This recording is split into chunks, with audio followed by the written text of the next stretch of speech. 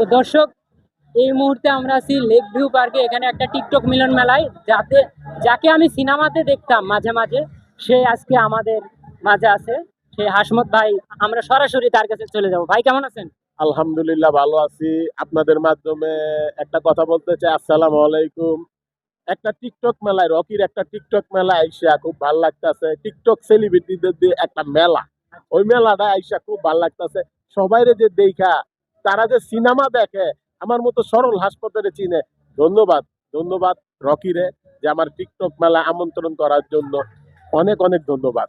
আচ্ছা ভাই, আপনার কাছে আমার প্রশ্ন, আপনি তো কখনো আসেন না কোনো টিকটক মিলন মেলা, তাহলে হুট করে এখানে আসার কারণ? এইখানে আসার কারণ একটাই, রকি যখন এফডিসি গেল, জামাল ভাই, জামাল পাটোয়ারি আমাদের ভিলেন আচ্ছা। অভিনয় করে, সে বলল যে হাসমত তোমার যাইতেই হবে। রকিও বলছে হাসমত ভাই আপনার যাইতেই হবে।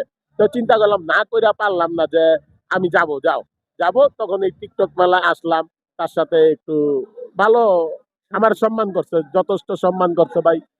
মনে শুনে করেন একটা কথা, কি আমার যদি আপনি সম্মান দেন, হ্যাঁ, আমি তো আপনার সম্মানটা করবো। তা তো অবশ্যই। সেই জন্য টাইম টু টাইম চলে আসছি।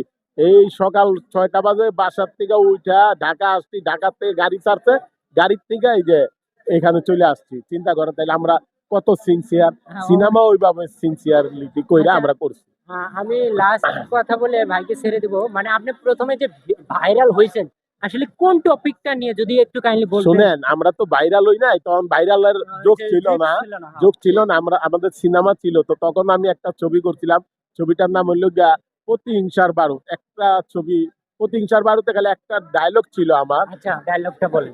আমি শিশু কোম্পানির মাল খামু, শিশু কোম্পানির মাল মানি পেশাব কইরা দিত আমার এক কলিগ, আমি খাইতাম।